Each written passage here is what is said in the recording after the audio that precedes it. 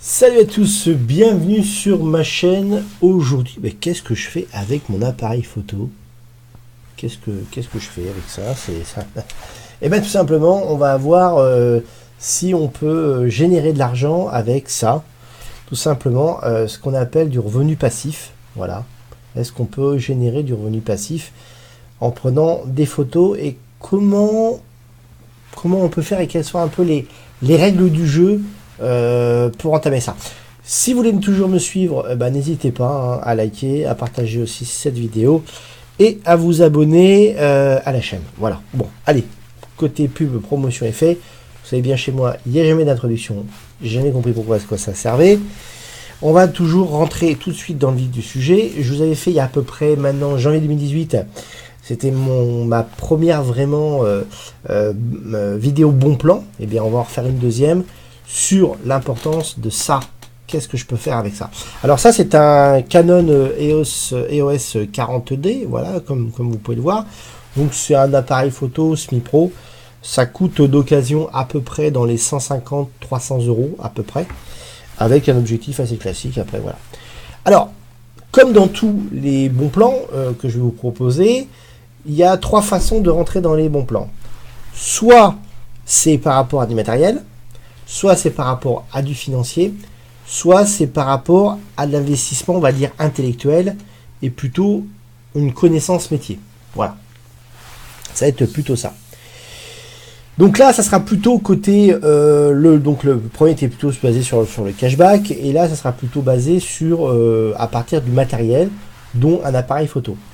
Alors, évidemment, vous ne pourrez pas rentrer dans ce milieu de bons plans du type revenu passif sans que vous n'ayez pas un minimum de matériel. Ça, c'est clair et net. Vous pouvez pas du tout rentrer. Vous allez voir pourquoi dans quelques instants. Donc, je vais vous montrer en fait trois sites internet qui vous permettent de gagner de l'argent grâce en fait tout simplement à votre appareil photo. Donc, on va commencer le vif du sujet avec Shutterstock. Donc Shutterstock, très connu dans le milieu pour vendre de la photo. Mais oui, mais ils ont besoin d'en avoir. Donc vous pouvez en fait venir proposer en fait tout simplement votre produit, voilà, votre photo. Plutôt, voilà, vous êtes capable de montrer votre photo. Et ces photos vont être vérifiées. Alors, la création de compte, c'est pas quelque chose de très compliqué entre nous. Par contre, déposer les photos et les faire vérifier, etc., ça, c'est une autre paire de manches, croyez-moi. Donc, là, elles sont déjà en ligne. Elles ne sont pas encore approuvées. Voilà. Alors, je mets en ligne ici. Donc, c'est simplement, je télécharge. Et comme vous pouvez le voir, il vous faut au moins du 4 mégapixels pour pouvoir rentrer dans les systèmes de contribution de Shutterstock. Donc, déjà, c'est assez costaud. Donc, il faut avoir des gros appareils qui puissent prendre en fait de la belle photo en termes de puissance. Une fois que vous l'avez envoyé, il va falloir passer par un autre système. Vous allez donc cocher dessus exactement ici. Et vous allez devoir en fait vouloir envoyer. Mais attention, quand vous allez vouloir envoyer la photo, il va falloir en fait répondre à une ribambelle de description. En plus en anglais. Vous allez devoir catégoriser la photo que vous voulez envoyer. Voilà. S'il y a des personnes dessus, il va falloir télécharger des formulaires d'autorisation et les mots-clés qui jouent avec. Et ils vous proposent des suggestions de mots-clés. Voilà un petit peu le principe. Cette photo va passer évidemment en vérification et peut être prise ou non. Alors là, ça c'est drôle parce que je vais vous montrer aussi autre chose. Donc celles-là, elles ont été approuvées. Vous voyez, on a ici la petite coche verte, donc ça veut dire que c'est bon, j'ai été pris. Et on peut voir que celles-ci ont été refusées. Parce que tout ce qui est marque, si vous pensez en fait vous dire, bah non, c'est facile, ce que je vais faire, je vais prendre n'importe quel objet, et puis je vais faire entrer dans Shutterstock. Non, puisque en fait, si vous avez des produits, des logos, des personnes dedans, en fait, vous ne pouvez pas les faire rentrer, c'est beaucoup plus compliqué. Donc celui-là a été approuvé, et celle-ci n'a pas été approuvée. Alors, il vous se justifie, évidemment, qu'il y a des éléments gênants. Alors là, je vais vous faire rigoler, en fait, parce que cette photo-là, ici, je viens de la passer chez Photolia, donc ex-Fotolia maintenant qui s'appelle Adobe Stock, et cette photo a été approuvée. Voilà, c'est quand même assez fort. Parce que une a été pas prise chez Shutterstock et l'autre a été prise chez Fotolia, et eux m'ont dit non mais il n'y a pas de problème, on la prend. C'est assez marrant. Voilà. Alors aussi il vous faut pareil aussi détailler chez Fotolia le principe, hein, évidemment, ça se fait pas comme ça, donc ça prend du temps, hein, entre la prise de l'image et en même temps le fait d'envoyer, de uploader les photos, puis après les décrire, ça demande un peu de temps, hein. Ça se fait pas, ce plan-là, il est pas facile, hein. On n'est pas dans le système de cashback, j'achète un truc et je gagne de l'argent, hein. C'est un peu plus compliqué. Donc je vais, pareil, déposer, je vais identifier et je vais attendre qu'il y ait une probation. Alors attention, votre compte aussi peut être plus ou moins approuvé dans certains... je vous en montre un que trois aujourd'hui. Dans certains autres systèmes, il faudra au moins 10-15 photos pour en fait que vous soyez approuvé, que vous ayez votre compte en fait mis en ligne réellement. Voilà, là les photos étaient dégueulasses, donc c'est normal qu'elles sont pas celle-ci, c'est normal qu'elles soient pas passées. Voilà. Donc j'ai envoyé, j'ai mis en ligne, j'ai préparé. Il vérifie. Alors la vérification peut durer à peu près facilement 24 heures, 48 heures. Voilà. Vous recevez un mail comme quoi les photos ont approuvé et commencent potentiellement à être vendues. Alors maintenant, la question qui va être simple, évidemment, et bien sûr, je vous vois venir, c'est bien, mais combien ça me rapporte cette histoire-là? Je vous ai parlé de revenus passifs. Donc, il ne faut pas non plus que vous allez devenir milliardaire, et vous me connaissez, voire même millionnaire, hein, et vous commencez à me connaître que je suis pas là pour vous vendre n'importe quoi, hein. Si vous avez vu un peu mon profil, je suis pas un vendeur de rêve, voilà, attention à ça. Donc combien on gagne? Eh bien exactement, on a les tableaux de gains, voilà. Donc Shutterstock aurait, attention, hein, c'est ce qu'ils disent, aurait versé 500 millions de dollars à ses contributeurs depuis le début. Voilà. Ils ont versé plus de 500 millions de dollars à leurs contributeurs. Alors, comment ça se passe? Si en fait vos gains en tant que contributeur vont jusqu'à 500 dollars, vous allez recevoir jusqu'à 0,25, voilà, pour les abonnements mensuels. Pour les petites demandes, ça sera 0,81. Et pour les images à la demande, c'est 1,88. Voilà. Les images personnalisées, ça remonte jusqu'à 80 dollars. Et les clips vidéo, c'est 30% du prix du clip. Si vous montez en fait dans on va dire le tableau des contributeurs, eh bien votre tableau de gain augmente puisque vous passez de 0,25 à 0,33, puis après de 0,33 à 0,36 pour finir, si vous faites plus de 10 000 dollars, ce qui est quand même intéressant, on va dire, et bien là ça montera à 0,38 l'image. Donc en fait, comme les gens achètent beaucoup de packages, des gros packages chez Shutterstock ou les autres, en fait, eh bien vous serez plutôt à ces niveaux-là que plutôt à ces niveaux-là, je pense, hein. Je pense. J'ai vu quelques forums expliquer que effectivement on gagnait à peu près 1 centime par photo déposée, ça serait à peu près ça. Mais attention. Il faut voir que, en fait, il faut voir un truc de très intéressant. Ça va dépendre aussi du secteur d'activité où vous êtes. C'est-à-dire que si vous êtes dans un secteur d'activité où la photo va être demandée, évidemment, vos photos seront vendues. Si vous faites un peu des trucs un peu bizarroïdes avec des choses qui ne sont pas intéressantes, généralement, c'est les médias hein, qui utilisent les médias papier, journalistes, les sites internet qui utilisent ce type de photos, d'images et d'autres encore. Si évidemment vous n'êtes pas dans la tendance, ça ne marche pas. En ce moment, tendance CRS, c'est pas mal. Voilà. Bon, c'est pas drôle, mais voilà. En ce moment, ça peut marcher au niveau des médias. Donc, chez Fotolia, donc Adobe Stock, on est à peu près là, voilà, ça va à peu près, voilà, 0,33 à 42 à 40 à peu près, voilà. On est à peu près dans les mêmes prix.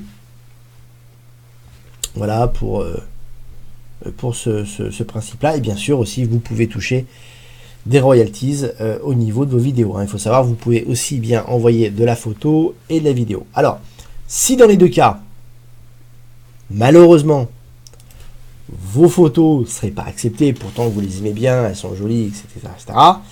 Oui, il vous reste une troisième possibilité, c'est de passer par des systèmes, en fait, tout simplement de